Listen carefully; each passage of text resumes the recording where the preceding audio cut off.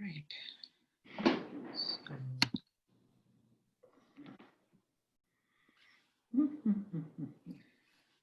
So, now, do they see us? Or you got the PowerPoint, right? I do. I have the Powerpoint. I'll set So it up. they'll be seeing the PowerPoint. So yes. Yeah. Okay. Yeah. So we'll post. I don't want to scare them this early in the day. You're funny. In the week. Well, I know. Well, folks are coming in now. So thank you for joining us on the webinar. We're going to get started in a couple of minutes. Give us a few to let everybody enter the webinar. Thank you for joining us today. Ed and I are honored to have you here. And I'm in monsoon, Florida, so it's all good. Yeah, no. It's been raining here. This is day 4, I think. I saw some pictures from Miami. It was pretty flooded in Miami, so it's pretty interesting. Yeah, that's amazing. Yeah. I'm glad I'm not there this week, so we worked out. Yeah. I was supposed to be there all this week. Yeah. Wow. Yes, no, this was not a good week, so this is a good thing that you're not here. Hi, Jennifer. Thank you for joining us. Hello, everyone. Okay, let's get started. All right. Well, thank you again for coming to our webinar. Ed, Folk and I from Fisher Phillips, we're putting this on again. This is our second OSHA webinar in our series, and I am pretty happy to have you here. So let me start first by, let me start first by doing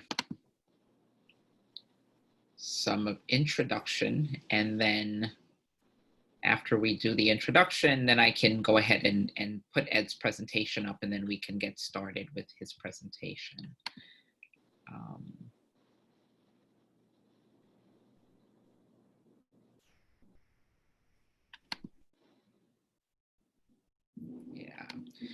Okay, so we are in OSHA Compliance, Whistleblower Complaints and Inspections Legal Update.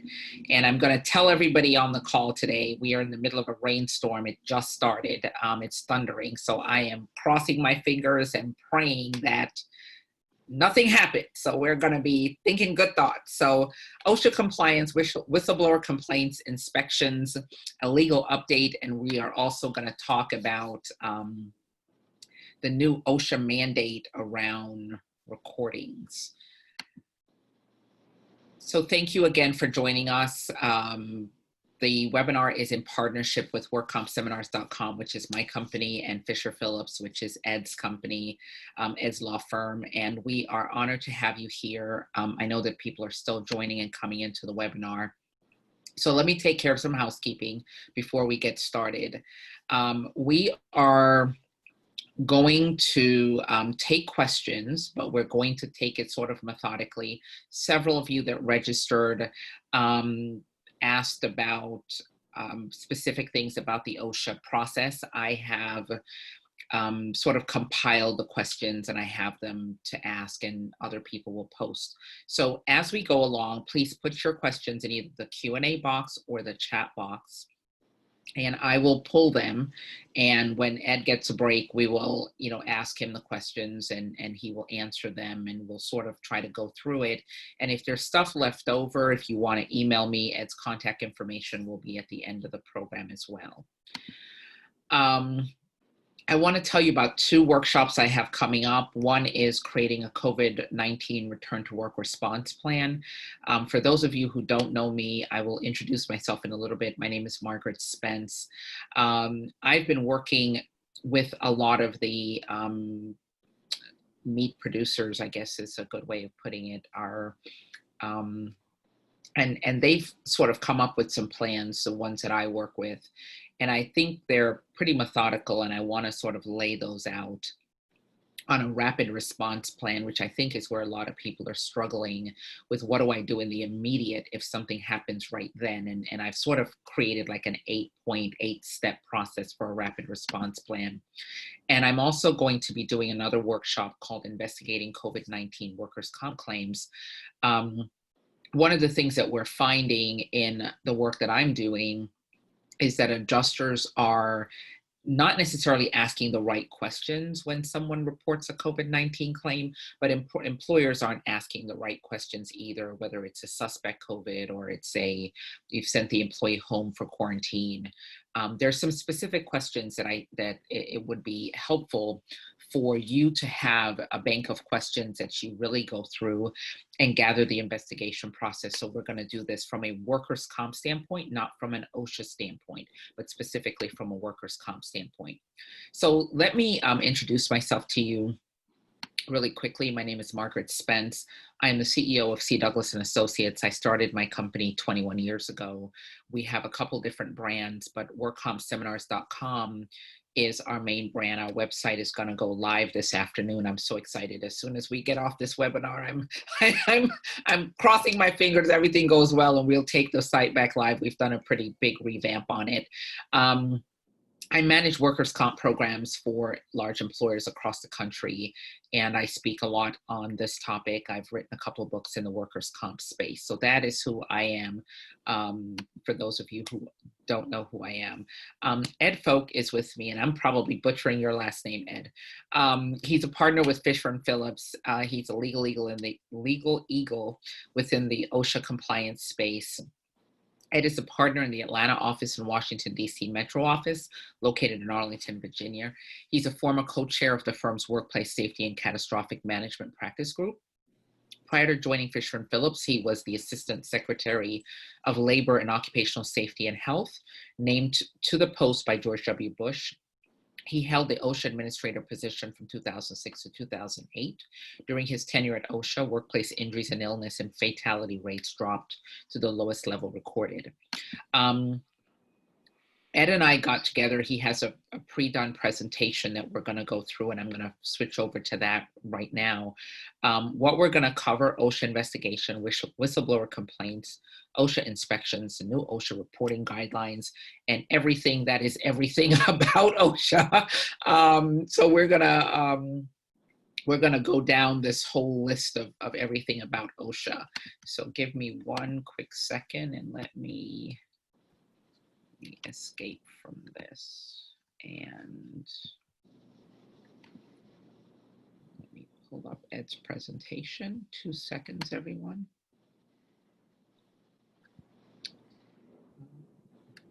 One more second.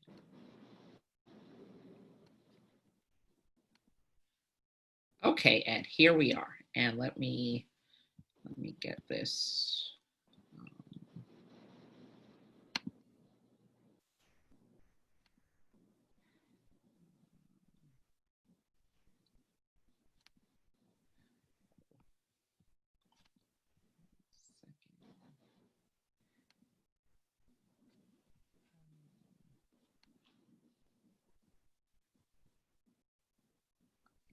One second challenge to get the slideshow going.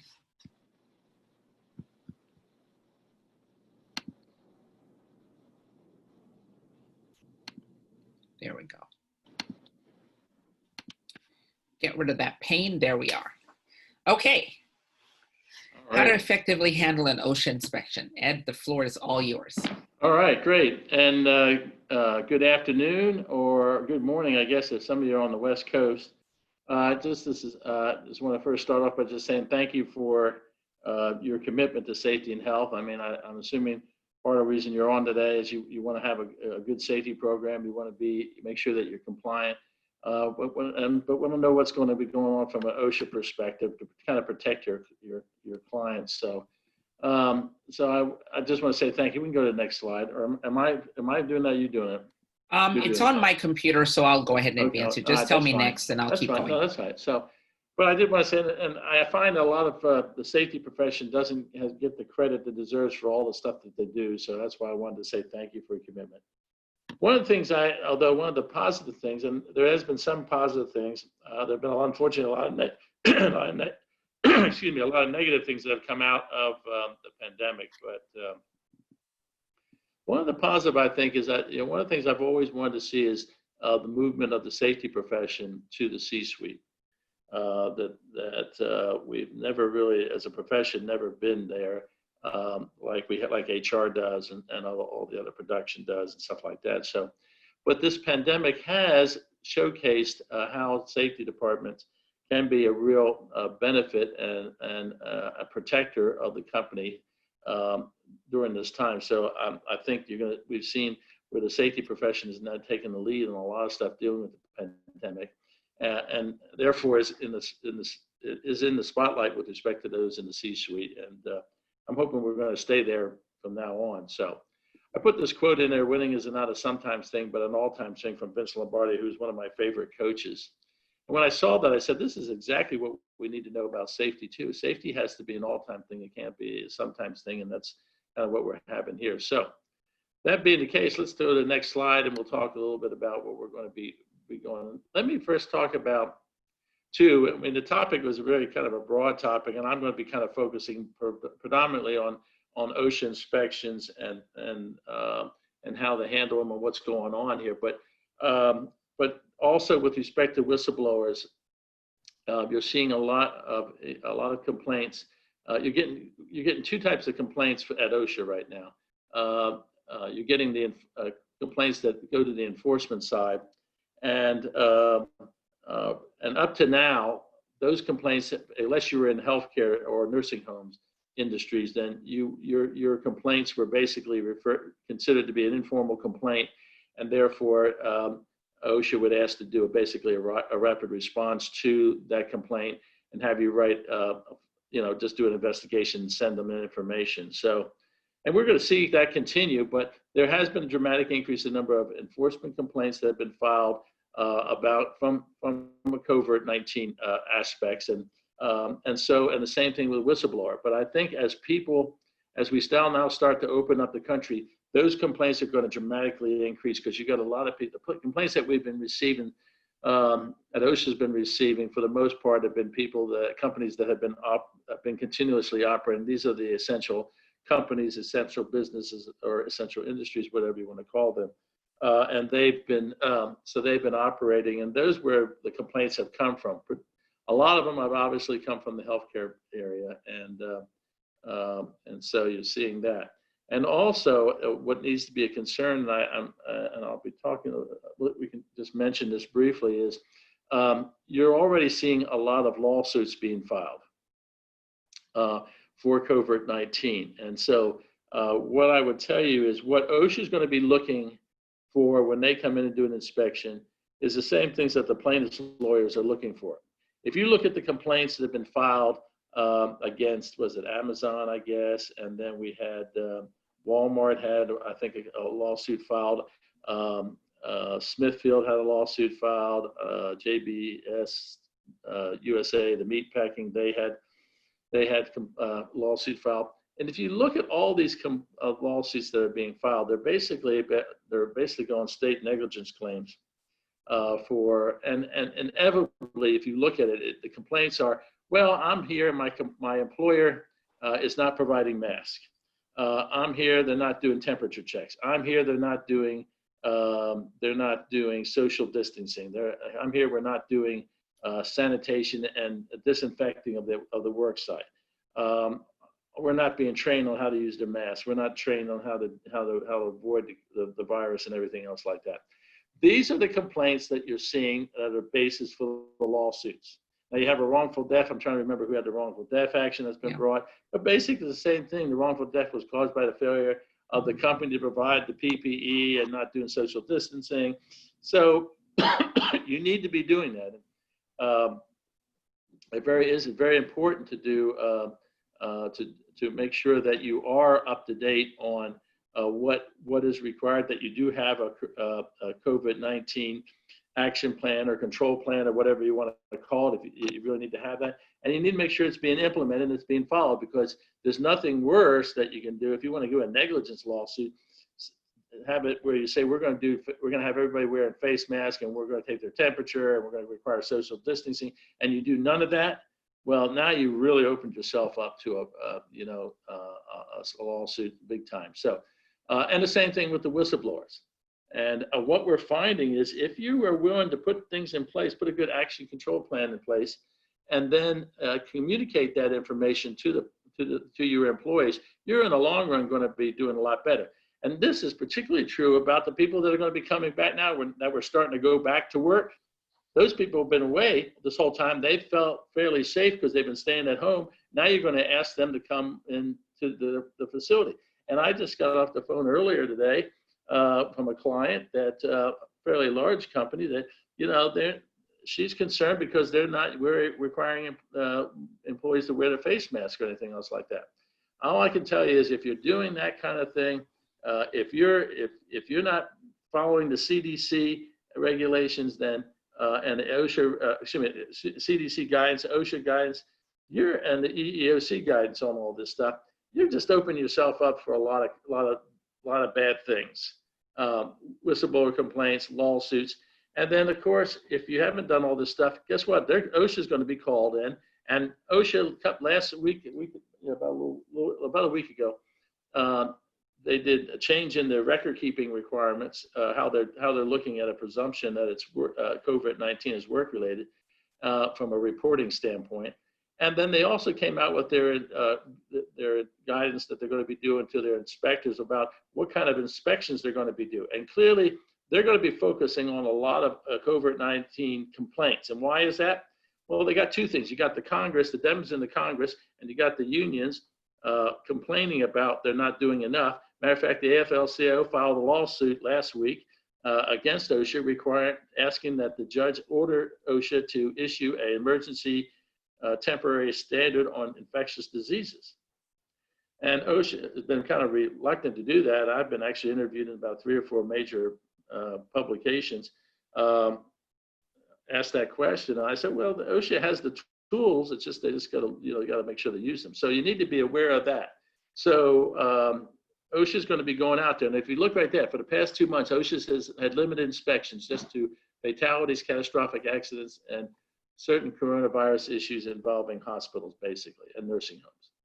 So they are way behind in the number of inspections that they're supposed to do every year. So they're going to be looking to come back and make up for that. So and they make up for all these lost inspection numbers, as well as citations and penalties. So we can expect OSHA once they start. Because what's been happening is basically every OSHA office in the country has had only 1 or 2 people at the office at any one time. The inspectors are working at home. They come in for a couple hours each. They have a certain schedule that they come in like 2 or 3 hours every week, and that's it, to print out stuff or whatever else they need to do.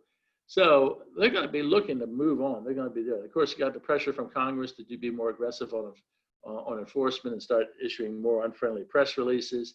I could say employees' coronavirus complaints have dramatically increased, and that's going to drive the inspections. I mean, they basically said in the stuff they published last week, they said we're going to be focused on coronavirus complaints when we're doing our on-site inspections. So, and they're going to be initially looking at focus on the exposure and illnesses there, and so you got to make sure. And that's why I'm saying having the control plan is so critical, because they're going to come in there kind of like when they do the first thing they ever ask for at an opening conference is the 300 logs. Well, they're going to come into the opening conference. They're going to ask for the 300 logs. They're going to want to see if you recorded any COVID-19 infections on the 300 logs. And then they're going to be saying, oh, by the way, tell us your plan. Tell us what you're doing. Show us how you're doing social distancing. Show us how you're doing temperature taking. Show us how you're doing your sanitation and disinfecting. Show us what PPE you're providing for your employees and how you're training them on how to keep it clean and everything else like that. So we're going to be seeing a whole lot of there's going to be a lot of focus here by OSHA on COVID-19. That you got to be prepared, and you got to have this stuff implemented. If you don't have your action plan in place, you're behind it. You're behind the times, and it's going to take. You better start doing it now, because once OSHA comes in there, you're not going to be able to change that. So let's go to the next slide. Okay, OSHA penalties, as you can see, increased for the last since 2016 to 2020. January of this year, 2020. So now willful and repeat a maximum penalty for willful repeat is $134,937. That is not chump change, okay? And the serious and other than serious is even 13,494. So even that, to a certain degree, is when if you get a bunch of serious or if you get a bunch of willful and repeat, you're looking at could easily get close to $1 million. So you need to be concerned about that. Of course, we've had record-keeping changes in 2015, 16, and 17. We'll talk a little bit more about that too. And more employees are being placed on the severe violators program too. And there's been an increase of push. I mean, during the Obama administration, they basically lessened the OSHA's or the standard that a whistleblower complaint had to meet made it more easier for them to follow up. And if you look at people that are exposed to coronavirus, and particularly on general duty, but even on cause determination, a lot of this is going to be there in place pretty easily for OSHA to utilize. Okay, we'll go to the next one now. Local and state governments are looking at your company's safety record to determine whether you're going to be able to submit bids for government contracts. I see that only getting more stricter. Private sector companies are also looking at contractors, vendors, and suppliers' safety records and OSHA history. There's these companies called Avetta and ISN. They're the two largest. They're contractor certifiers, and if you got some, what would you say? If you've been getting more, if you have a willful violation or repeat violation, or if you have multiple serious, that could impact your credit, your score on those things, and you may not be able to bid for contracts. So you need to be aware about that. And of course, you have injuries and illnesses too, increased injury and illnesses there. So I'm not going to go over this list. You'll have the PowerPoint. You're going to get two things from me: the PowerPoint, or you're going to actually Martha's going to send you that, and also going to send. I have an OSHA inspection checklist that she will send you. My assistant's out today, so she will send that tomorrow. But so I want you. So you're going to be able to look at these. All I can say is you need to look at these things and realize these are what most frequently, when OSHA does an inspection, this is the violations they find.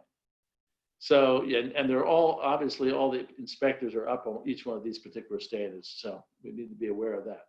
Okay. Next slide is I think the most general duty clause. Yes, this is an older list, about 2016, but OSHA doesn't keep this list. So this is the only thing I've ever seen on this. So, but once again, these are the type of things that OSHA is citing companies for general duty. Next slide.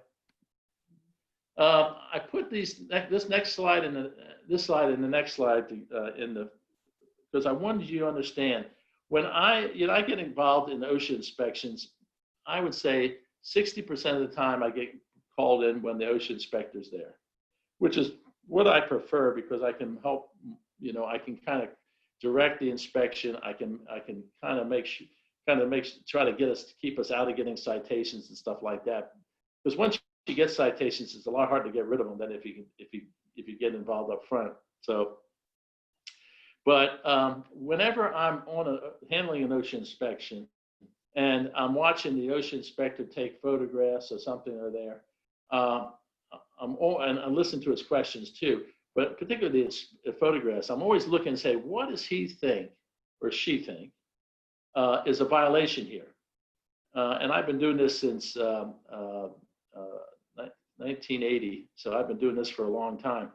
But you can always tell the inspectors they're looking at certain things and they're going to document what they think are violations. Well, if they take a photograph of something, I'm going to be thinking, okay, what standard do they think is violated here?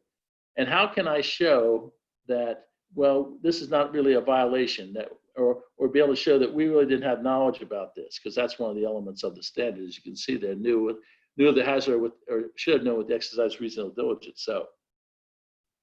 So I'm always constantly thinking about these because I want to make sure I get all the evidence I can get to prove my client's not guilty of any violation. So all during the inspection, this is what I'm thinking about.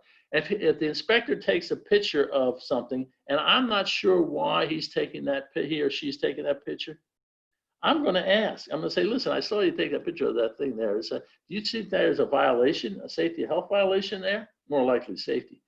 and I'm going to just ask them flat out because I want to know if they think, and sometimes they're just taking it because they want to show something. I don't know. But then sometimes they'll tell you, well, I think this is this type of violation. But once again, once I know the violation, I can know what the standard is, and I can know what the requirements under the standard are. So we need to be. That's why I need to go to the next slide. This is the slide. This is the general duties requirements here. Once again, you're going to have the slides. You can look at that, but you need, and look at this with respect from a coronavirus perspective. Okay, condition or activity in the workplace presents a hazard. Well, we got that in coronavirus. The employer industry recognizes this hazard. Well, we got that too. The hazards likely to cause death or serious physical harm. Well, we got that too. And there actually should be a fourth bullet here. And a feasible means exists to eliminate or materially reduce the hazard. Well, we got that. We know those things, all those things. So OSHA, you got to understand, if OSHA comes in there and they're here on a complaint based on a coronavirus thing, they're going to already have the elements necessary to prove a general duty clause violation. So we need to be aware of this, and we need to be showing that we're doing. Yeah, we got a feasible means that exists, and we utilized it. We were using the temperature. We were using social distancing. We were using face masks.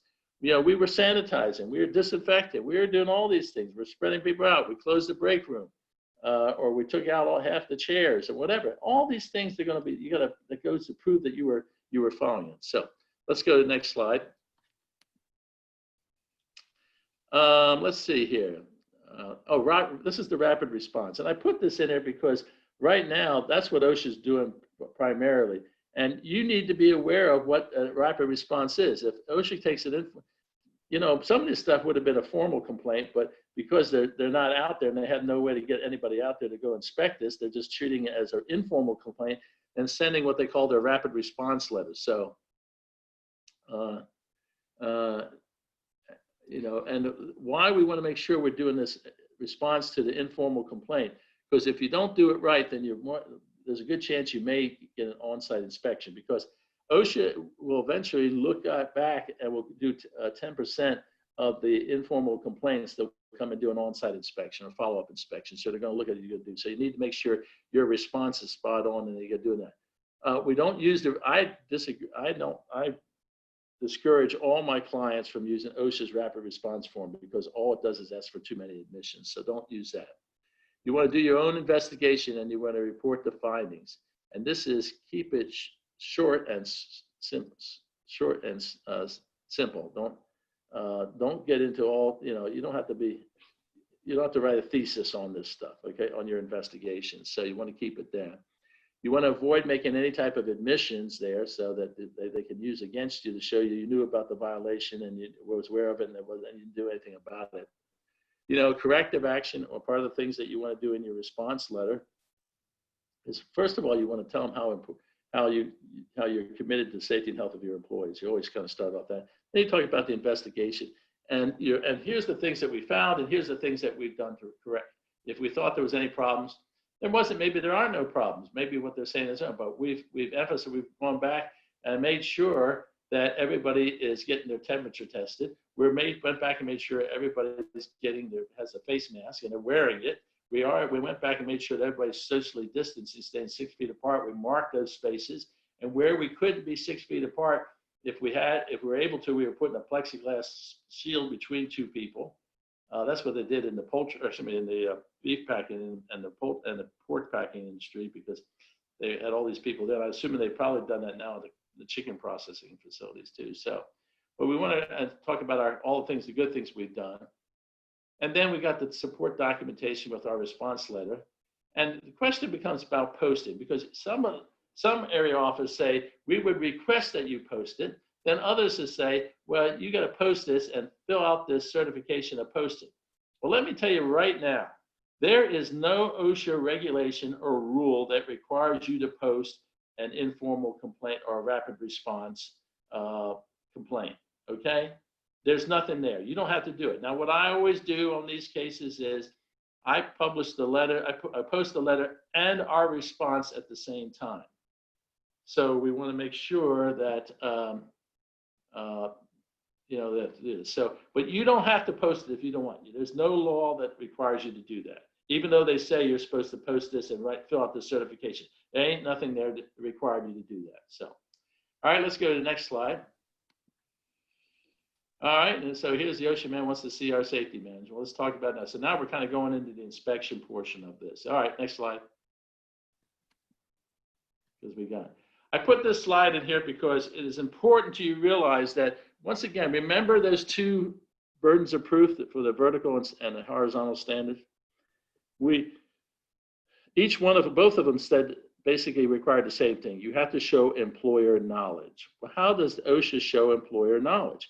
OSHA shows employer knowledge through its employer supervisors. Whatever your supervisors knows about the hazards or anything, you know as the employer, as the company. So that's why they use supervisory knowledge. It's imputed to the employer, and so and that provides us the information on knowledge requirements for both the vertical and the horizontal standards. Next slide.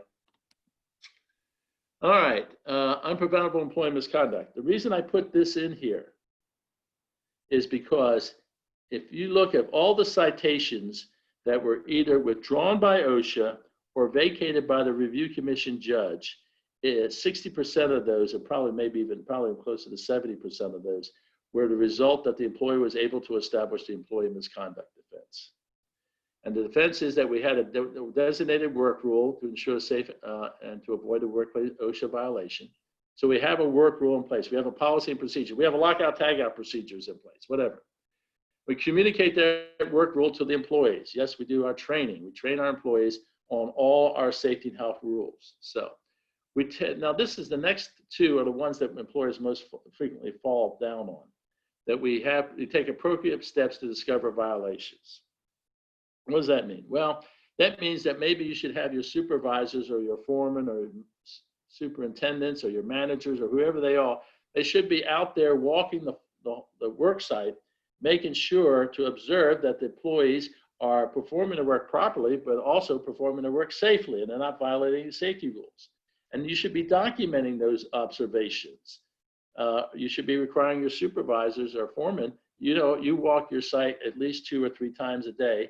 And here's a form we want you to fill out, noting the date and time that you did this walkthrough and determine if you saw any violations of our safety and health rules. And then, so that's how you do that. Then the last one, once you find a violation of our rules, then you discipline people for those violations. Now, this is, I say to people, a lot of employers fall down on this one too, is because people don't like disciplining people. It's not warm and fuzzy. So you need to realize that you have to discipline, and you got to document it. If you don't document it, never happens. A lot of times I say, okay, well, do you have any? I'll go through this whole analysis here. Clearly this is a case of employee misconduct, and then we get to the last one. Have you ever disciplined anybody for safety and health rules? Well, yeah, we do that. Well, let me see the documentation. Well, no, we just do oral reprimands. Well, that don't cut it. Sorry.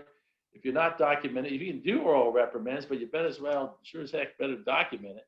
And you should have a progressive disciplinary policy so you know that people can move up the scale. So, but the key is documenting all these things. So, and once you have once you have all those items, then you're in great shape to be able to get the citations either withdrawn by OSHA or thrown out by the judge. Next slide. Here's our pre-inspection action plan. Here's the things we need to have. We have to make sure our OSHA poster is up. They're free. You can download them off the OSHA website. You got to send it. Then you also need to, put notification responsibilities. Who's the contact person among your employees if somebody gets injured? Who's going to that? When OSHA comes on site, who's going to be the person? More than likely, in a plant or something, more likely the receptionist is going to be the one. And also we need to note about any unusual safety and health issues that are present. So, but like I say, when OSHA comes on site, you got to figure out who's the first person. And this is the assignment of responsibilities. You need to say, if OSHA shows up, Joe here, the safety director, is in charge. If a sheriff is here and is here to serve a warrant on somebody, well, then that's Mary's. She's the plant manager. She should be doing that. but we need to have that all assignments made.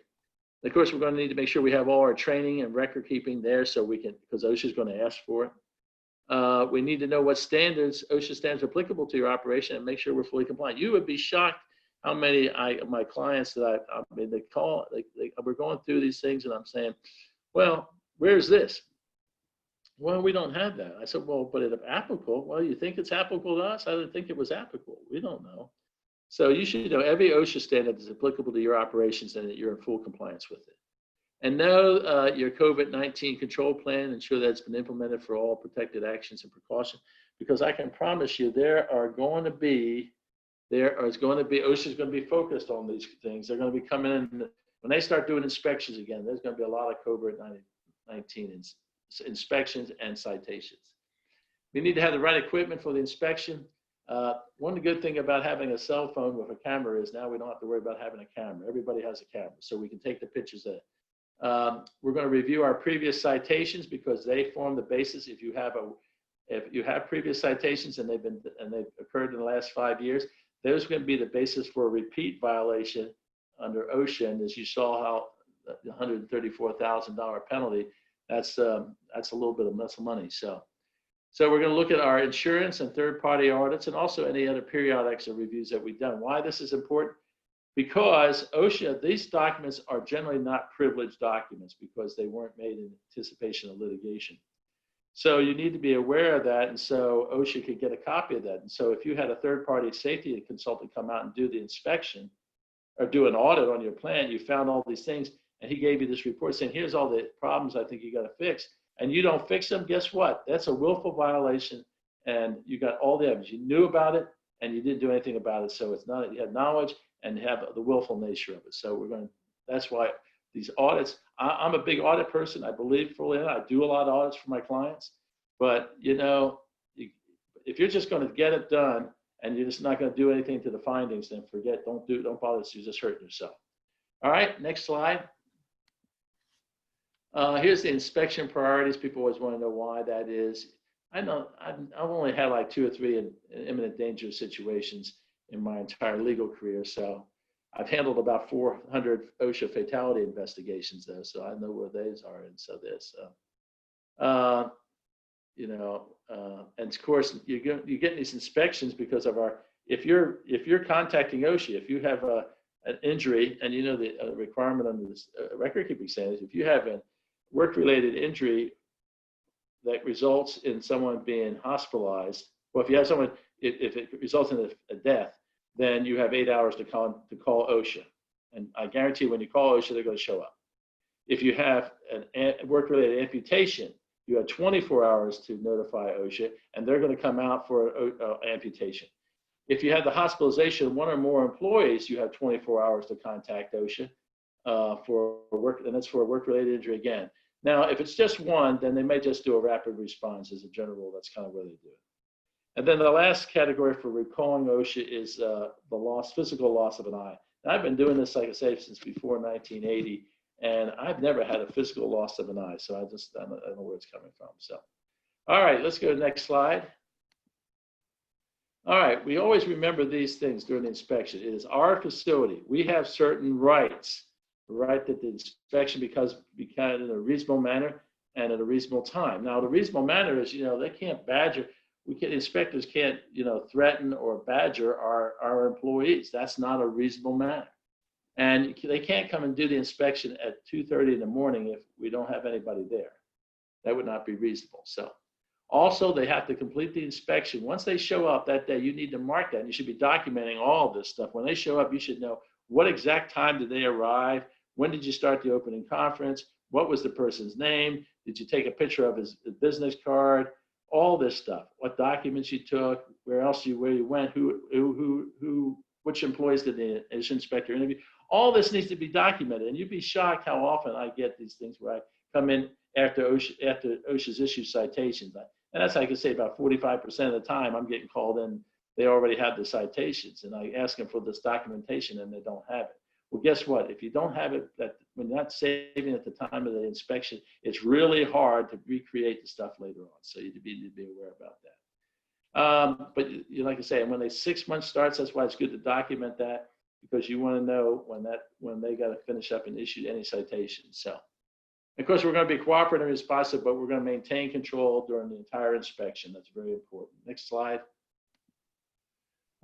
Everybody says, well, can I have OSHA come back? And the answer is no.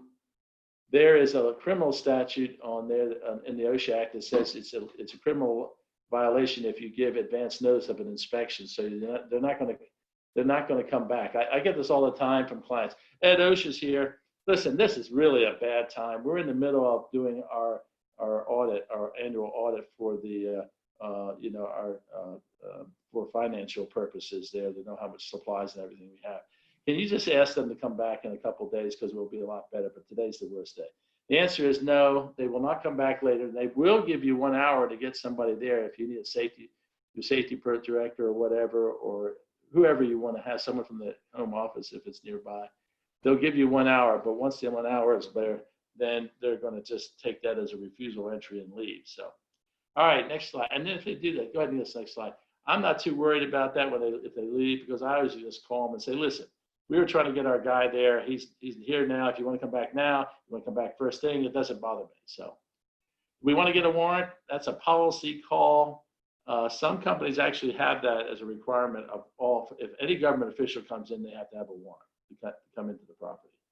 I don't necessarily believe in that theory, but sometimes if you have a fatality, particularly, you may want to have additional time to be able to manage everything else, because I remember all the different agencies that show up and you're dealing with when there's a catastrophic accident or multiple fatalities and stuff like that. I dealt when I was at OSHA, when I headed up OSHA, we had the Savannah Imperial Sugar explosion there right in the Savannah River, right next to the Port Authority. And OSHA was we have an office in Savannah, so we were on site within a half hour. We were there very quickly. But by the time we got there, they already had a number of people. They already had the police had obviously been called, the fire department had been called, the rescue people had been called, the ambulance people, all that stuff.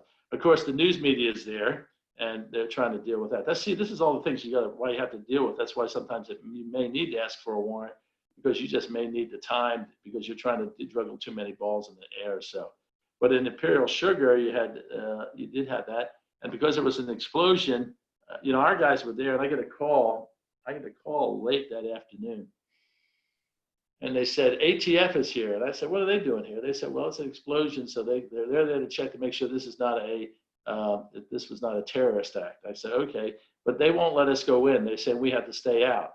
And I said, well, do people have any experience on safety? And they said, no, but they say we can't go in. So, well, let me talk to the head guy. And I said, well, listen, I got some really good people there. I got an engineer there. I mean, this place is still smoldering, so you got to be a little bit careful. There's a lot of safety hazards here. My guys are trained to look for those safety hazards. I got a structural engineer here with there. So, and he said, no, thank you. I said, no, really, this is really, we can really help you. He says, no, thank you.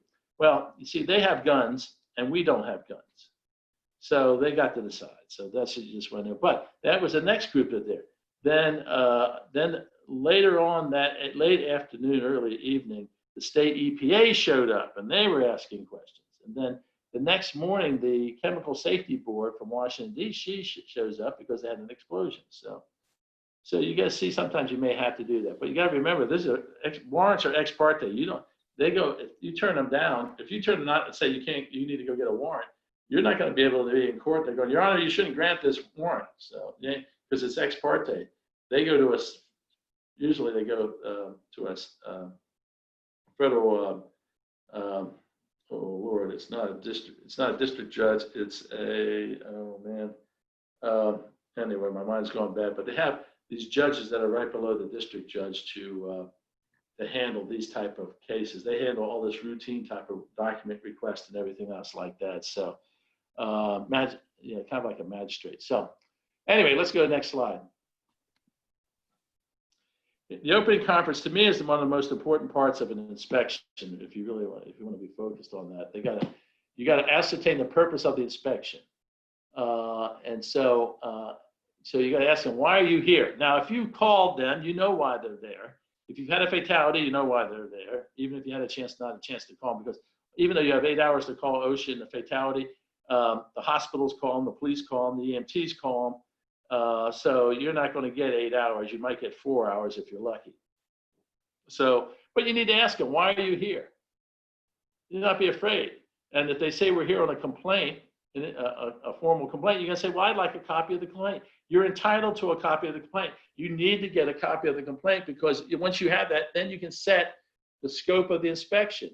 Because if the complaint is, not using lockout tagout on this particular machine, that's the scope of the inspection. It's not all over the plant. It's that particular machine. So you got to maintain that as best you can. Now you got to watch out, because they got the plain view doctrine. Did I put it on there? I think there's somewhere, right? Anyway, the plain view doctrine is that if OSHA, while they're doing their walk around, if they see what they think is a violation, they have the right to go to that area to check it out.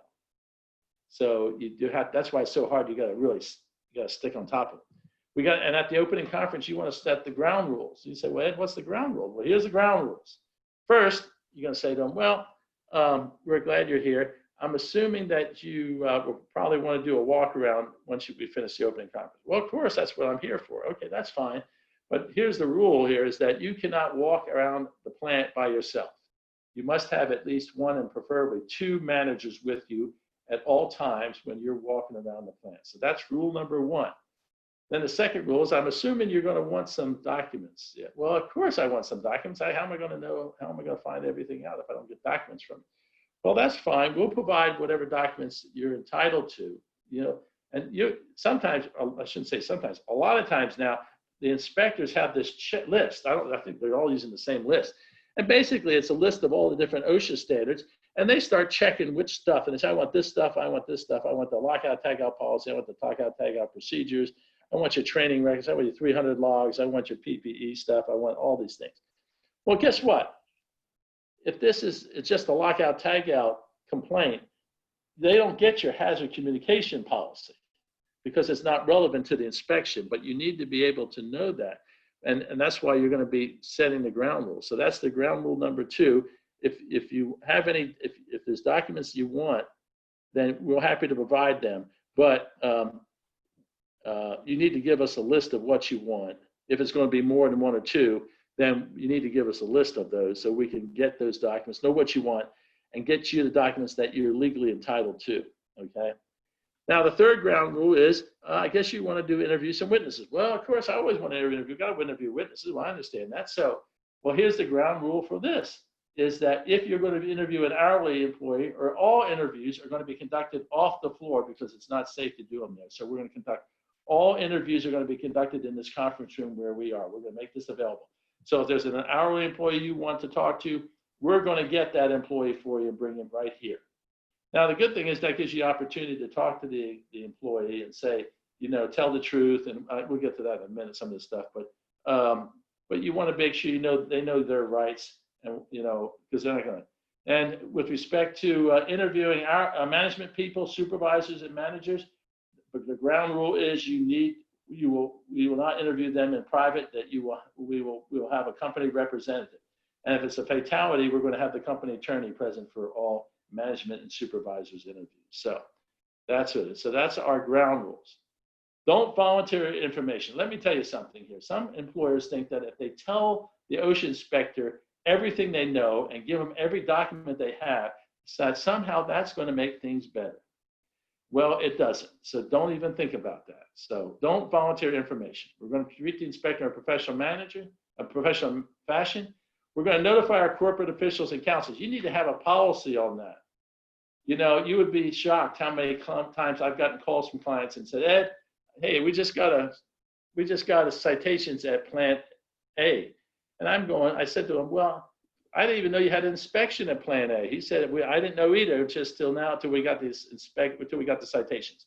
You need to make it perfectly clear to all your facilities, the facility manager, the safety director, when OSHA shows up, you put them in the conference room and you call us then, right away, period. No ends, ifs, buts, and buts, whatever it is. So we need to do that. We're going to contract, we're going to coordinate with on-site contractors and vendors. OSHA is going to ask you, do you have any vendors or suppliers here? And if they are, then they're going to be brought into the inspection more than likely, and OSHA may open an inspection on there. And of course, watch out for the COVID-19 questions as a setup. They're going to be asking, they may ask you questions about, well, tell me what you've been doing on social distancing, or, you know, are you providing masks? What have you done in the mask? All these things are kind of trick questions. I mean, they're legitimate questions asked, but you better be careful about that because they're trying to set you up for citations. Next slide. All right, as I said on the walk around, we have, before, employer has a right to accompany a compliance officer at all times. We should have 2 people with every compliance officer. One to be there to kind of discuss and answer any particular questions, but being careful not to make admissions. And second person to be taken and documenting where you all went, what questions were asked, document where you went, document what photos were taken, all those other things. So that's what I would say that. We're going to have the compliance officer comply with all our safety and health rules. If we have certain training, there are plants that have certain training. A lot of oil refineries and chemical plants have specific training requirements that are fairly detailed. That like you have to sit in for like an hour or so on a video. So if we make sure that they follow OSHA follows all our safety rules and regulations, and whatever we have, they're going to be following. If they have to watch it, if we have a video for everybody else to watch, they're going to watch it too. And I mentioned about taking accurate notes on the areas visited, all discussions then. Do everything the co-show does. Take photographs. If he takes a photograph, you're right behind him, take him the exact same photograph. If he's using a video, you can do that on your phone. You're going to take a video. Air monitoring. The thing I want you to always remember is if they're going to do air monitoring, we're only going to allow air monitoring when we can do it side by side. I mean, I get this calls all the time. OSHA's here. Yeah, I know you already we talked about that. We finished up the opening conference, and they said they want to do some air monitoring today. And I'm saying, well, that ain't going to happen. And I said, well, what do they want to do? Well, they said they want to do that. And they said, well, we told them that. And they said, well, we'll do it today and you can do it tomorrow. The answer is no. We always do side by side. If you let OSHA take air monitoring results, you are stuck with those results. And let me tell you something, they have really old equipment. They don't really calibrate that stuff very well. So you got to be really careful about that because you really do. So anyway, next slide. We got to maintain control, limit the areas. See, once we during the walk around, unless it's a wall-to-wall inspection, then they can go anywhere in the whole plant. Then we need to tell we're going to limit the areas to the complaint. Saying, well, the complaint was here. If they try to go someplace else, what are you going to do? You say, well, hold it, something. The complaint said was this, and now you want to go to this department A. You said you want to go down to department B. Well, what's the reason? What is the basis for going to department B? The complaint was on department A, and they'll come up with something and try to, say, well, what they do that a lot of times they do this is, well, we interviewed some employees, and we saw, or they told us there was some safety hazards over here.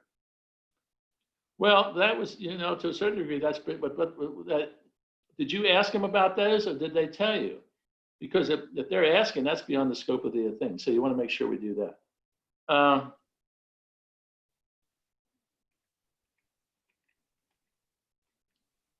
Watch out for the responses to the inspector. A lot of times when I'm there on site, they'll be asking questions, and I'll say, well, we'll find out. I'll have to find out, but I get that for you. You see, I can say that to them. So, particularly on the COVID-19 question they started. See, I already said about doing side-by-side monitoring. This is how you maintain control. Now, we're not going to stage the event or the accident. Let me tell you something. I've had numerous times where clients have called me up and said, Ed, we had this accident. I'll tell you the one I remember the most is, this is one of the first time it ever happened, really. I had a client that was at a forklift. The tire had gone bad. The guy had pumped up I jacked up the forklift, and I removed the tire there, and he was straddling it. He was like sitting, he had his legs separate between the two places where the tire went. And he's yanking on this thing. And when he did that, the tire came off and the jack fell down and crushed his leg. Well, OSHA said, they called me up and said, the inspector wants us to go and put the jack back up there as it was, because I said, well, no. And I said, no, we're not going to do that. We're not staging an event. We're not going to stage it. The jack is there. They can take pictures of that. The forklift is there. The wheel's there. Everything. They can just take the pictures as is. So we got to do that. And of course, we're not going to no destruction of evidence or any type of misrepresentation. And even if you do it inadvertently, if you say something incorrect, you need to correct it. When you finally, if you think about it and say, oh, no, that wasn't right, you can say, oh, I mentioned this, I said this. That's not really true. This is what really is the true thing. So next slide.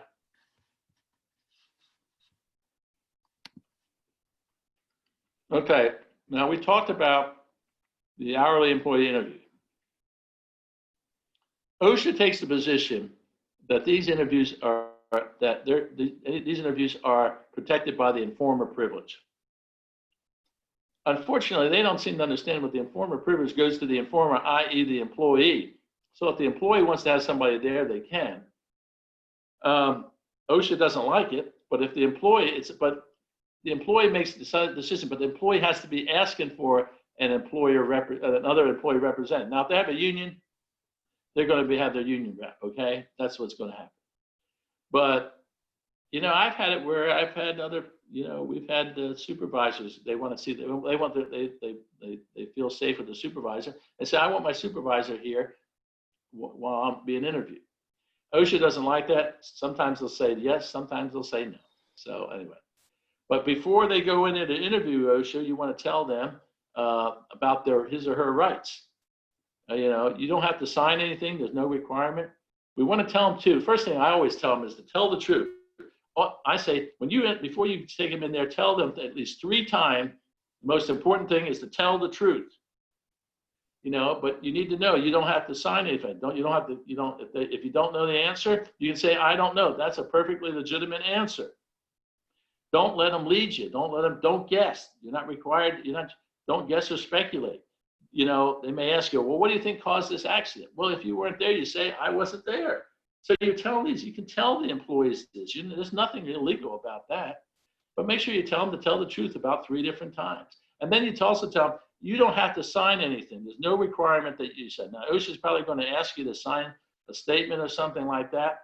It's up to you if you want to sign it. I'm not saying you can't sign it. It's up to you.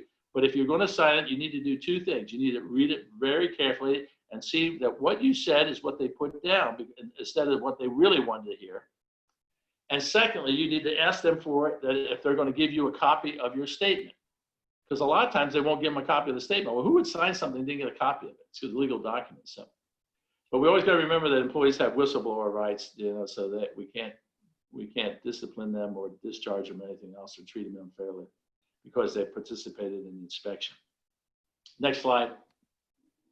Management and supervisor interviews, always another management or counsel present. Fatalities, always have the company attorney there, period. You just can't not have it because you're opening yourself up to possible criminal citation or referrals to the Justice Department. But if it's a supervisor, a manager, anybody that can hire or fire, discharge, oversees employees, directs their work, those type of things, those are managers and supervisors. We're going to limit the response to the inspection. We're not going to let OSHA inspector do a fishing expedition. Start asking about questions that had nothing to do with the complaint. And if they do that, you just say, hey, how does that have anything to do with the complaint? We're not going to allow tape recording, and you're going to make it pretty clear to our guys that, hey, you're not required to sign anything. If I were you, I wouldn't sign anything because all they're going to try to do is use it against the company. So if I were you, I wouldn't sign anything. And that usually works enough they don't sign anything. I never tell anybody they can't sign something, okay? Because I don't want to be seen as being interfering with the inspection because, it is what it is. I just got to say where the chips fall, but we don't have to hurt ourselves. We don't have to shoot ourselves in the foot either. All right, so let's go next slide. Here's the type of documentation they're going to be asking for, record keeping, the 300 logs. You have 4 hours to provide the OSHA 300 logs to them. We're going to ask for safety training, safety health policies, monitoring results, medical surveillance, Remember I talked to you about previous safety audits, how to use those against you. And then of course there's certain documents that the standard automatically requires you to keep. So let's go to the next slide. Closing conferences are the employer's really opportunity to free discovery. Because they're going to basically say, here's what we're thinking about citing you on. Okay, well, let's start with the first one. Okay, you're thinking about a lockout tagout. Now, what did you specifically, what machine specifically did you not see lockout tagout on? You know, did you look at that particular machine's lockout tagout procedure? You know, those are the type of questions you want to kind of see. OSHA, the inspector is going to tell you about the unsafe conditions they observed. They're going to basically give you a brief description of what violations they think you're going to get. As a general rule, they're not going to tell you about classifications or abatement dates because they don't know. Of course, you want to make sure you note any abatement during the inspection. If there's areas that you think, oh, I saw this as being a problem, we thought it might be potentially a violation, so we corrected. Let the inspector know about that. We're just saying we saw something we thought that you had indicated was a concern to you, and so we corrected that, so we have that. And of course, OSHA is going to ask for or give you suggestions on possible corrections. Now, unfortunately, a lot of the inspectors, there's a lot of new inspectors that really haven't had much experience. Most of the inspectors don't really have some type of business background or didn't work in a company or didn't work in a manufacturing facility or stuff. So they're limited on their experience, but sometimes they'll start telling you all the stuff you need to do. Here's all the things how you can abate this and fix this stuff. So I always take that with a grain of salt. Next slide. All right. We might request that they provide photos and monitoring results, but as a general rule, they won't do that. OSHA inspector will tell you about your appeals rights in there. And I put down, this is not a time for debate. Everything in red is really important. You're not trying to debate this, that they're just there to tell you what we're thinking about it. But all document requests from OSHA need to be reviewed and approved by counsel prior to be provided to OSHA. All documents will be bait stamped. Now, bait stamp is, and this is very important because I have had a lot of times where I ask people, well, tell me, what documents did you give OSHA? Well, we gave them some documents. I'm not exactly sure. Well, let me tell you something. First of all, we're going to keep a separate copy of everything we give OSHA. We're going to number them from 1 to however many documents there are is going to be documents. That's what the bait stamp does. It individually, every page gets the next number in succession. Yeah. So and so you can always, that way you know exactly what documents you gave OSHA. And they can't try to slip us and say, you didn't give us this or you didn't give us that. When I say, well, here it is, look at page 327 on the documents we provided you on such and such a date. So it's you just got to be more, this is just critically that you keep on top of all that there. So next page. The citations have to be in writing. They have to describe exactly what you're being cited for. They have to be timely, i.e. they have to be filed within 6 months of the start of the inspection, basically. They're going to have a penalty amounts. They're going to be, as a general rule, they're going to be served by certified mail. Now, if you have a fatality or some type of catastrophic accident, those are normally, sometimes they're all normally always reviewed by the regional office and sometimes by the national office. If you have that case, then they're more than likely they're going to serve the citations on the last day and hand serve them. They're going to hand deliver them to you. So. And then you must post them for 3 days. You have to post the citations for 3 days or until they're abated, whichever is longer. So that you just need to kind of discuss with the your counsel about that. Next slide. Yeah, we've already gone over the penalty amounts. As you can see, these willful repeat are some serious penalties. So anyway, let's go to the next slide. These are the criminal violations. As you note, that last one, you can get a term of life for trying to murder or attempt to murder the compliance officer, so don't do that. All right, next slide. Here's your options. Once you get the citations, you have several options to do, okay? You can agree to the citations and pay the full penalty. Notice what it says right after that. This is a no-no, okay? We're never, ever going to do that, okay? Never, ever, never, ever, ever. At a minimum, you should be going to an informal conference because even if you're guilty on all the violations, as a general rule, if you go to an informal conference, they'll drop the penalty 30% if you ask them and show you've done some stuff. They'll be willing to do that. They may do more. You may be able to, depending on what evidence you have, you might be able to convince them to drop some citations. But so you can have, but the informal conference, and you got to work out an informal settlement too. But all that has to be done within the 15 working days, because one of two things are going to happen once you get the citations and the 15 days and you're at the 15th day. Either you have entered into an informal settlement agreement signed by OSHA, or you will file a notice of contest. This 15 days, and then some state plans is 20 calendar days. But feds is 15 working days, okay? So it doesn't count Saturdays and Sundays or holidays. So you got 15 working days to either work out an informal settlement or file a notice of contest. This is a drop dead date. This cannot be changed. I have clients that call me up. Hey, Ed, we're coming up to that 15 working days. Can we just ask OSHA for another 10 extra days? The answer is no. This is not, nothing can change. I don't care what the OSHA inspector says. I don't care what the OSHA area director says. This is a drop dead date. You missed this date, you just write the check, okay? And then you can go to either a formal settlement after, and I would say probably 60% of the cases that OSHA has, they settle after the notice of contest has been filed in a formal settlement. And then you can go to a hearing before the judges in the OSHA Review Commission, Occupational Safety and Review Commission judges, administrative judges. Go to the next slide. And they hold a hearing. The hearing is, do we have another slide? I thought we had one more slide there. Yeah, it's at the Review Commission. It's very much like federal district court.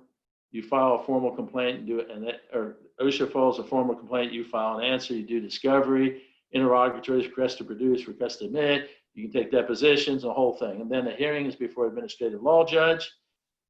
He or she will then issue a written decision. From that written decision, either the parties can appeal, do a request, a petition for discretionary review to the 3 members of the Review Commission. I was chair of that commission for almost 5 years. So back in Bush 1 and 2 years in Bush 2, 3 years in Bush 1 and 2 years in the Clinton administration, I was at the Review Commission. So sometimes you can petition, sometimes, but it used to be when I was there, we granted most petitions. Now they don't grant a fraction of them. It's really kind of, I don't know why. And then of course you can go to expedited proceedings, but I'm not a big fan of that, so don't worry about that. So, and then the 3 missions, if the commission takes it, they'll ask for briefs, then they'll issue a written decision. From there, you can appeal that to either the Federal Court of Appeals of the state that you're in, where the accident occurred or this inspection was, or the DC Court of Appeals. So next slide. All right, so now we've gone through all that, and so, and this is very important. I mean, and that the OSHA inspection checklist, I'm going to have Margaret's going to send you. You're going to see that that covers all these things that we just talked about. You can keep that in your desk drawer. If you're a contractor, you can keep it in your truck, just so when OSHA shows up, you can just pull it out, look at it, and refresh your memory about what you got to do and what you can't do. All right. Margaret? So this is Ed's contact information. So give us 1 second. Let me switch back over to the Q&A and open it up for questions. We've got a couple of questions. So Ed, let me tell you what happened. I have a question from someone. A couple people asked it. One of the questions was, if we mandate masks and the employee is not wearing the mask, okay, and we've put that in our rapid response plan that we're going to wear masks, and the employee says, I'm not wearing it, and they aren't wearing it because they have a medical condition or something else going on, right? Then what happens? Can we discipline the employee, or is that a whistle? Yeah, let's talk about just the first part of that. If they're not wearing a mask and we have it in our COVID control plan that everybody has to wear a mask, that's a work rule. That's a safety rule. And so now if you don't follow the safety rules, you can get disciplined or terminated. Now if you add a little wrinkle to it, you say, well, they're physically not able to wear a mask. So that kind of kicks it into the ADA realm. And then you would have to basically saying, okay, what can we do what can you wear? Now, I had this question the other day on the construction site. The same thing. The one guy had and the company was not requiring it, but the general contractor of the whole project was requiring everybody to wear a mask. And this one guy had COPD, said he couldn't wear a mask because he wouldn't be able to breathe. And the answer, so you have to ask, well, what can we do to reasonably accommodate this person? And the answer was, we can get these supplied air type of PAPA these light air things that have, depending on where they're working, so that they would be, it's a battery thing, and that they're not breathing. It's a pump, so it pumps the fresh air into the mask, and so it's not a hazard. They should be able to wear those. That's just like normal breathing there. Or you could do a supplied air with hoods, stuff like that. So that's the answer. And then if they don't want to take a reasonable accommodation, then that's okay, because then, okay, if you're not willing to do that, well, I'm sorry, you can't work here. So we had another question where the employee went out and had a COVID-19 test on their own, okay? And they refused to tell the employer that they had the COVID-19 test. And the employer now wants to say, as a part of their OSHA compliance, and they're making sure people are safe in the workplace, they want to make a rule that says, if an employee goes out and gets a COVID-19 test, they must notify us that they have that test. So my question is, can you do that? Yeah, that's a good question. I'm not sure the answer. My gut feeling is you can't. I mean, you can't ask for the medical results, because that is if they had the test done by a healthcare professional, those are medical records protected by HIPAA. So you wouldn't be able to do that. My thought is I think,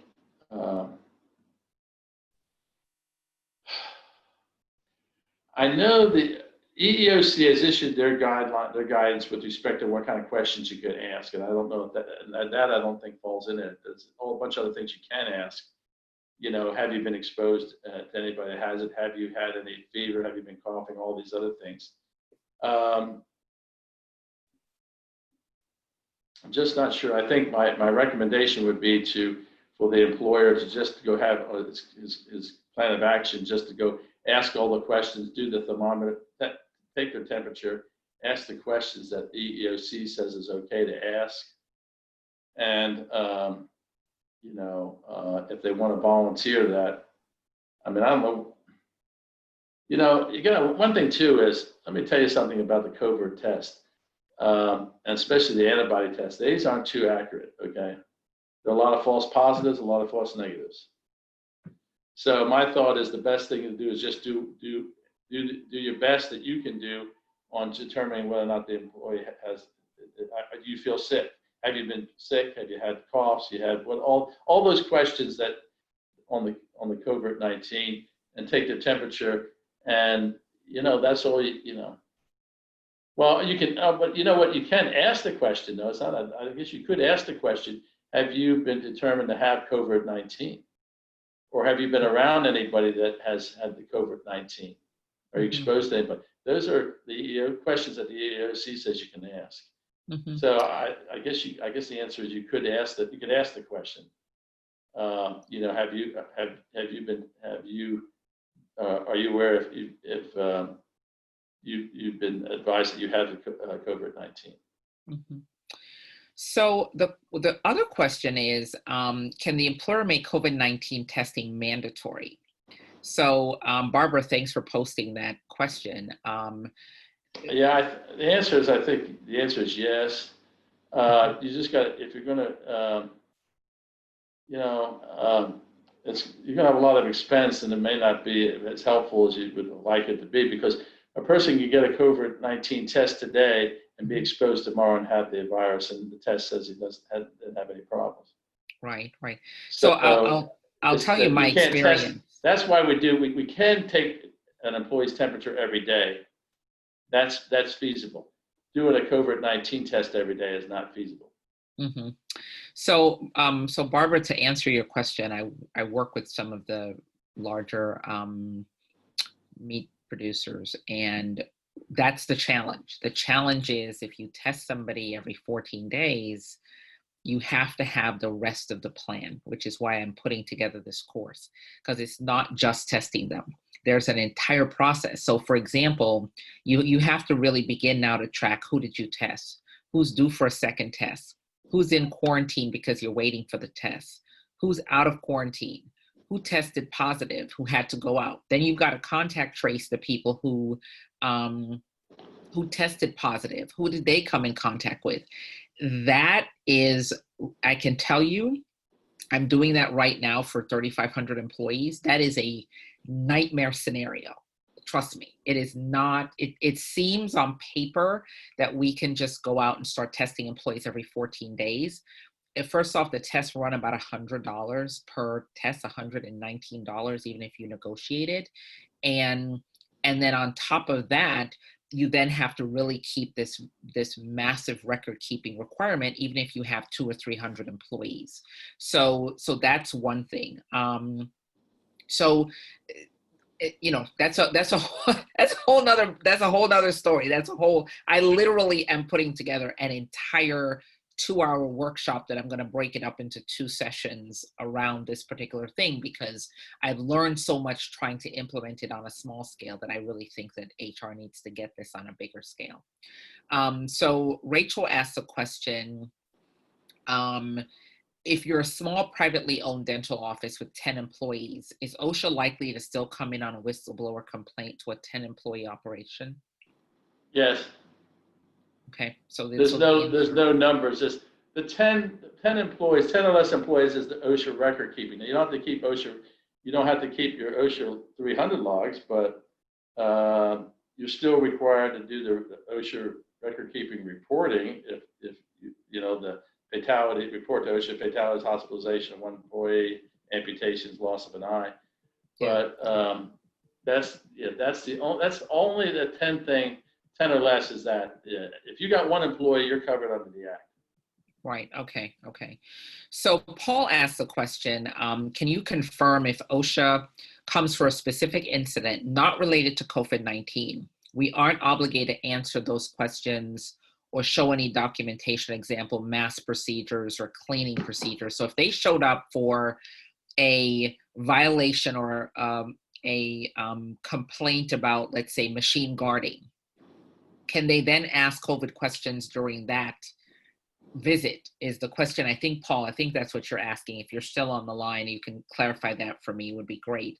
But I think that's what he's asking. If they show up for something else, can they then ask me about COVID-19 compliance if they're there for something else? Yeah, that's a good question. Normally the answer is no. I mean, you got it, but right now, I mean, OSHA is talking about that they're going to be focusing on COVID inspections, but I'm assuming that they're going to be from formal complaints from employees on COVID that did it. If they're coming in on machine guarding and they want to start talking about other things, I think you can kind of say, well, how is that related? And make sure you get a copy. That's why you get a copy of the complaint. You are entitled to a copy of the complaint. You need to get a copy of the complaint right at the beginning of the opening conference, period. So that they start asking questions about COVID-19 and say, well, you're here. Your basis of your inspection is here based on the machine guarding, and that I don't see how that really applies to that. I don't really want to get into those type of things. We have our plan, but we're not going to. We don't. That's not what the employees are complaining. That's the only your jurisdiction is based on the machine guarding questions. Now, right. They can do interviews and stuff like that, and they can claim, well, we got complaints from the employees, concerns about the social distancing, the use of PPE, it's the disinfecting a whole bit, So Paul sort of followed back up and he said it's the fast food industry, and he's looking at, I'm assuming again, Paul, that you're looking at what can they ask if they didn't come for COVID-19? But I think in the restaurant industry, I think you're a prime target for COVID-19 inspections. And so I think, in my opinion, I mean, Ed, I could be wrong, but Ed would surely correct me on this, but I think if you're in the restaurant industry, you're in COVID land completely. So it's going to be your mask, your cleaning procedures, your employees are working in close confined spaces because of, for example, if you're in a fast food restaurant, your cook is close, your person that's at the window is close, your cashiers are close, everybody's interacting under the same umbrella. One of the things that I've learned over the last couple of weeks, the media is focused on one industry, which is, the meat processors, but quietly Ford opened a plant and had to close it because of COVID-19 exposure pretty quickly. So I don't think that there's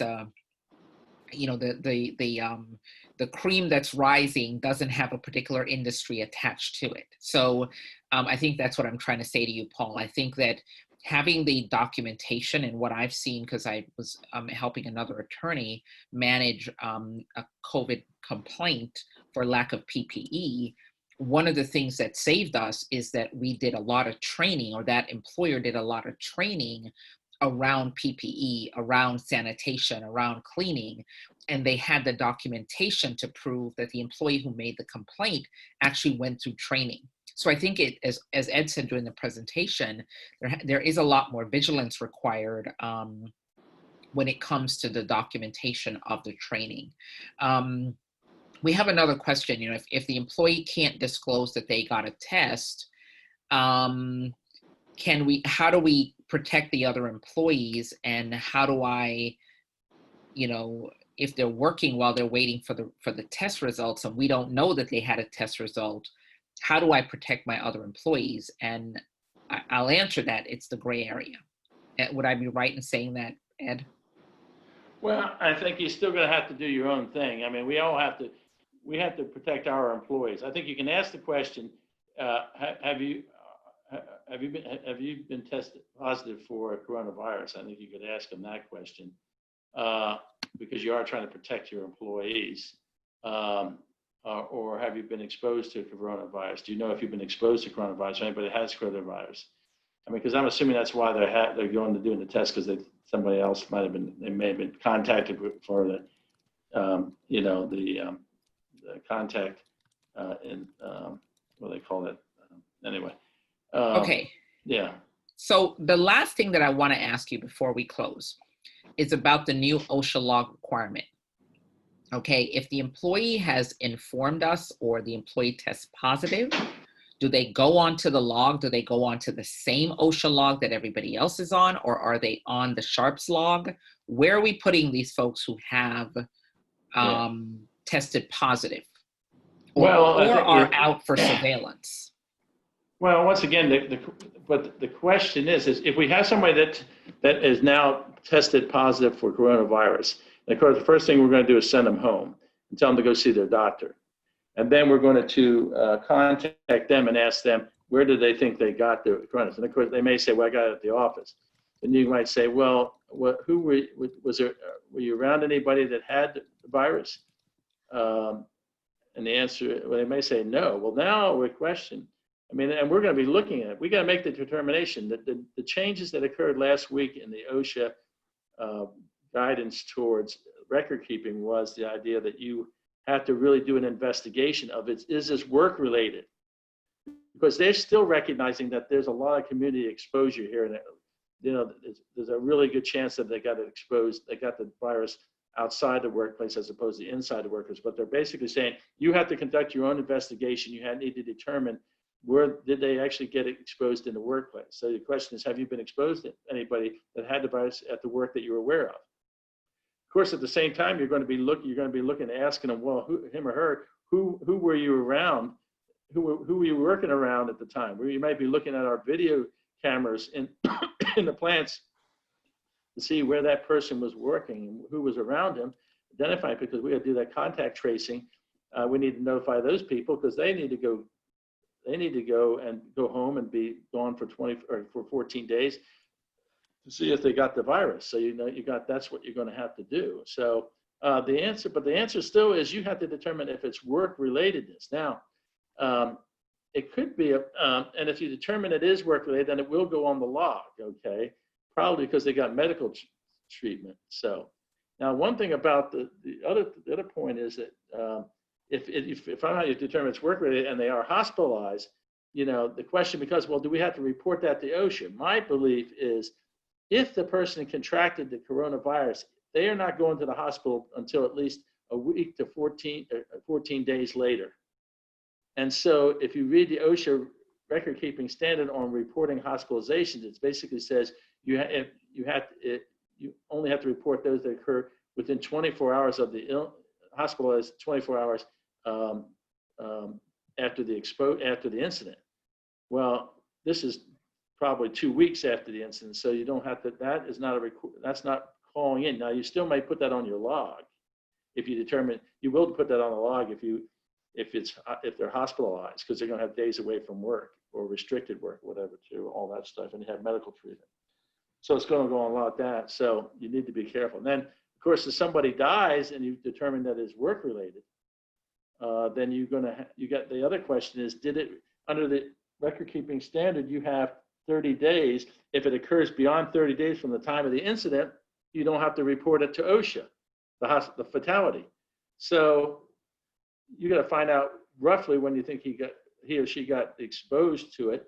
Then he was hospitalized, and most likely, like I say, it's going to be like 2 weeks at least before somebody is hospitalized once they get exposed, and that's why it's unlikely you're going to contact OSHA for hospitalization. Once again, it still goes on the log if it's work related, but you've got to determine if it's work related. You need to go through that whole analysis. Just because it happened at work doesn't necessarily mean that they didn't contract it someplace else. Right. And that's for the question, that's the reason why I'm doing this other course on the questions that we need to ask from a workers' comp standpoint, because really there's a bunch of different laws that are interacting. We have workers' comp. For those of you who are required in your state to have workers' comp, that's a separate train track that this is on. And then you have the OSHA issue that's on a separate train track, and then you have EEOC and everything else. So there's still different tracks that this can be on, and we have to really be mindful of all the tracks that the person can be on. Jennifer asked the question: the burden of proof is on the employee. And is she right in saying the burden of proof that we're in violation, or I'm a whistleblower, I'm whistleblowing about something? The burden of proof is on the employee, but the burden of proof is really on the employer to prove that this is not true.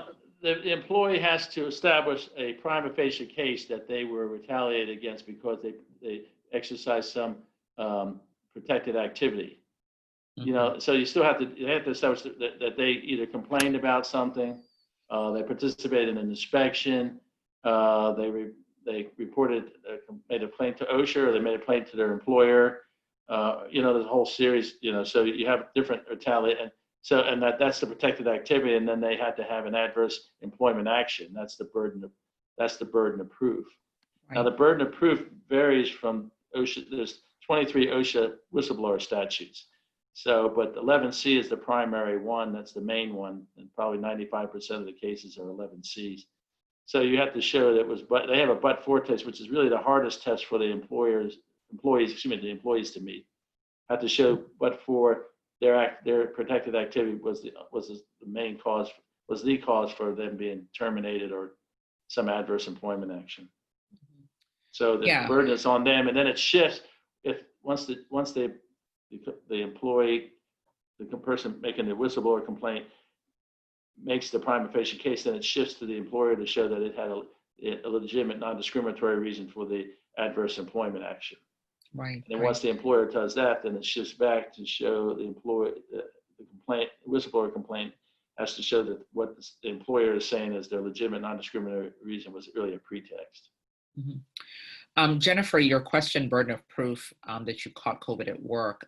During the employer investigation, the investigation is going to reveal which direction the COVID incident happened. So for example, if you're in a building and 200 people inside that building have COVID, the question is going to be, did I get it at work or did I get it somewhere else? But if you're a solo person in a practice, or you're in an office of a dental office, let's say with 10 people, and there isn't a COVID patient that came in the door, you're following proper PPE, and you ended up with COVID and nobody else in the office has it, an argument could be made, well, maybe you didn't get it there. So it's really going to be really specific to the investigation, really specific to the questions asked, really, really specific to the information and the circumstances around a positive transmission. If you're, it's really hard to answer, and I know it's hard to get clear answers to a lot of these questions, but that's sort of, it's a gray area for sure. Yeah. Okay, so we're going to wrap up. If anybody else has any other questions, pop them into the chat really quickly, so we can sort of wrap up and end the call. I really appreciate all of you that participated with us today. It's been a real huge pleasure to have Ed here to answer the questions with us and really to go through the COVID-19, Right. The COVID-19 questions, I think, has just been huge for everybody. And so we want to really thank you for well, happy to do it, and be safe and be healthy. Yeah. And thank you all for joining us today. I will send out the handout. I will also send out a copy of the presentation, and I will also checklist. Yeah, the checklist out to everybody. I'll get that out to everybody as soon as we're done with the webinar today. And if you have any questions, please go ahead and feel free to email me. My email is in the registration. Thank you again, Ed. This was quite fun to go through this presentation with you. Thank you. All right, great. Happy to do it. Take care. Take care. Bye-bye.